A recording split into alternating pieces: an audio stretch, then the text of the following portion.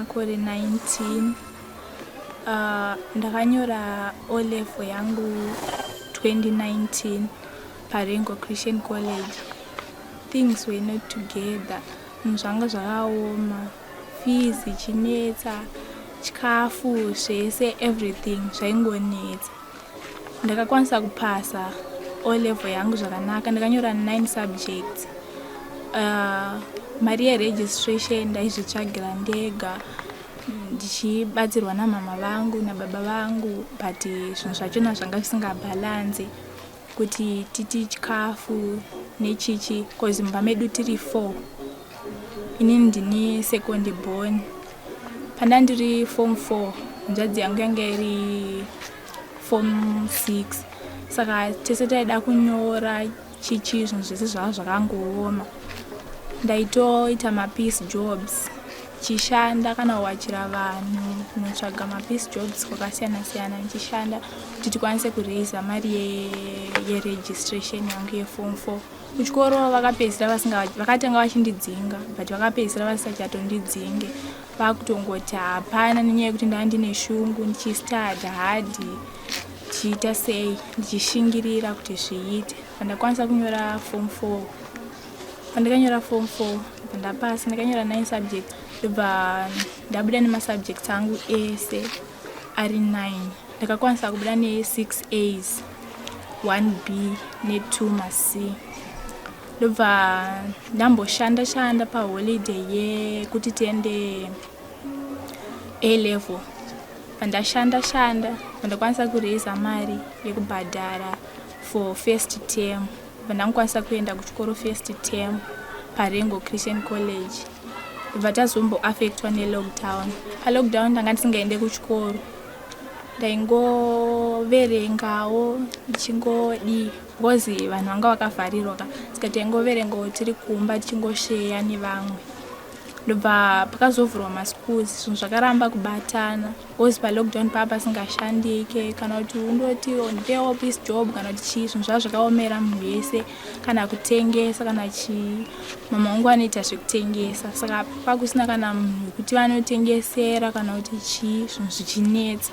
Baba wangu ndigadi, mari dzake dzisingatombobatani kana chii. Zvinhu zvakatadza kubatana zvekuti ndakatadza kudzokera kuchikoro. Ndakatanga kungoshanda nevamwe vaienda kuchikoro, ndichitiwo pakazopera lockdown. Ndichingoshanda nevamwe vaienda kuchikoro, ndichiendawo kumaseminars nevamwe, ndichiverenga, ndichikumbira vamwe mabooks avo. Ndobva ndazombowana tumari pakazovhurwa maschools na September 2020. Papo ndandiri form 5. Ndazombowana tumari, kune kwaitiswa ma-extra lessons. Vanamboti endei ndichipusha, ndichidzidziswa zvinhu zvakawanda, because ndandasara kumashure. Ndichidzidza, ndichishingirira, ndichibatanidza zvinhu kuti zviite. Mari yobva yatanga futi kunetsa, sezvo ndaita kutoti ndaitozvitsvagira mari yachona yefees. Zvatanga futi kunetsa, ndachanga kugara pamba kusvika gore rapera ndiri form 5. Then form 6 manje handina futi kukwanisa kuenda kuchikoro. Zvazvatongove zvekuti ndanda kutongoramba ndichitongogara pamba, ndichingoita zvandaingoita ndiri form 5, zvekuverenga nevamwe, ndichivabvunza kuti maitei, izvi zvinoitwa sei, zvinofambiswa sei, ndichiverenga, ndichibatanidza masubjects angu. Ndakaita 4 masubjects: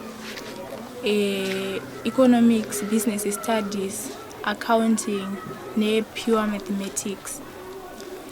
Saka nemasubjects angu yayo ndaishingirira, ndichiona vamwe vandainzwa kuti uyu anogona, ndomboenda ndombondostada naye, ndichimubvunza kuti saka apa zvinofambiswa sei, chichi. Ndichingogadha information kwakasiyana siyana, ndichingobatanidza, ndichitiwo ndikawana mama wangu akatengesawo zvikambotambanuka, umbowana tumari, nomboenda futi kumalessons, ndichingodaro. Mari yeregistration ndakaiwana ndambondotsvaga basa, ndikambondoita house girl.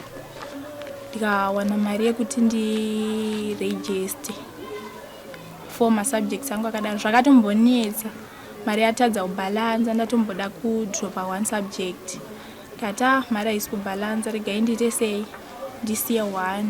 but pane umwe munhu akazongonzwa tsitsi mudzidzisi wepachikoro pandakaregistra akati neshungu dzaunadzo chirega ndite sei ndikubhadharire mhetsi dzacho dzinyore. Ndakatombodzisiya kudziita. I think ndosaka dzakazobuda dziri pakupedzisira dzisina kuzobuda nezvandaitarisira. Ndakatombodzitiregei ndobva ndazosimudzira after dzaregistrwa. Ndobva nguva yekunyora ichibva yasvika chibva ndakwanisa kunyora paYoung Africa. Ndanyora bva abuda semabudira akaita. Ndakafara zvisingaite neeffort yandaisa neshungu ndakakwanisa kupasa. Ndakabuda ne18 points. Economics ndobva ndaita A, business studies A, accounting A, ndobva ndazoita C maths ndobva dzaita 18 points. Ndobva ndanzoti vamwe vakuita sei vakuapply kumauniversity kwakasiyana siyana. Ndobva ndatsvaga mari ndashanda tumapieceworks. Ndawana mari yekuregister paUniversity of Zimbabwe. Ndipo ndakakwanisa kuregister chete. Vamwe vairegister kwakasiyana siyana, vamwe kuona naMSU vachitira kuti vakashaya nzvimbo kumwe owanawo kumwe, but ndakangokwanisa kuregister kuone paUniversity of Zimbabwe. Zvakabvawo zvofamba zvakanaka ndichibva ndawana nzvimbo paUniversity of Zimbabwe. Ndawana nzvimbo kudaro ndobva tamirira ma-offer letters. Ma-offer letters anoratidza fees nezvinenge zvidiwa zvakasiyana siyana. Pakazobuda ma-offer letters taona kuti pari kudiwa fees 51,088. Ndakapiwa program yandandaka-applyawo yandandakaisa pafirst choice yangu. Ndakapiwa accounting and finance ndakapiwa paUniversity of Zimbabwe. Ndobva ndatanga kutsvaga mari yekuti ndibhadhare fees 51,000 yaiya. Zvakanetsa kuti fees yeyo iwanike, mabasa haasi kubatika, hazvina kana kutombomira musha. Ndobva ndamboenda kune imwe organization inoita zvekubatsira kuti ndingawana vanondibhadhara fees kuti ndiende kuuniversity. Because kumba nesituation inenge iripo, chikafu nechinetsa, techingostruggle for everything kuti zviite. Nevanina vangu kuti vadye vadii zvese vanenge vachidawo kuenda kuchikoro kuprimary. Saka zvinhu zvacho zvinenge zvichingonetsa. Ndambotraya zveJoshua Ngomo. kuJoshua Ngomo vakati mirirai advert, tichaisa advert munewspaper. Saka ina ndazokwanisa kuona advert yacho yekuti ti-apply.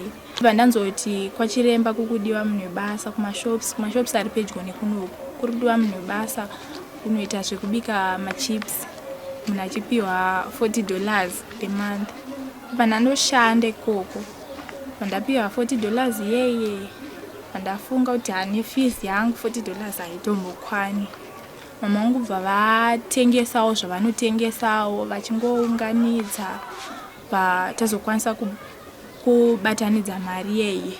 Inenge yakaita $90 ndobva taichinja kuisa kuRTGS yobva yakwana kubhadhara fees 51,088 haidiwa. Ndobva ndaenda nobhadhara kuUniversity of Zimbabwe.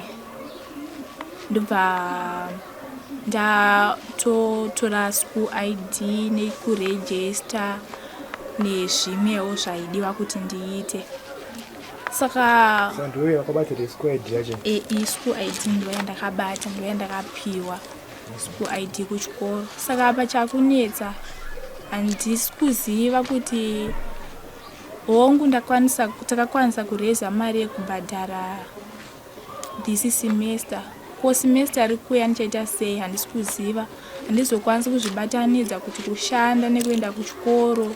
Handina kana maresources zvekuti ndinoshandisa kuchikoro kwacho. Handina laptop kana even phone, smartphone yekuti iri efficient. Handina foni yandotoshandisa ndoita zvekunetsa kana kuchaja haichaji.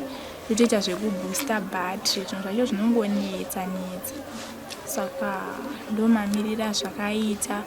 Apa pari kuda kuapplywa raise musi wa1. Ndiziva kuti mari yacho ndichawana kupi.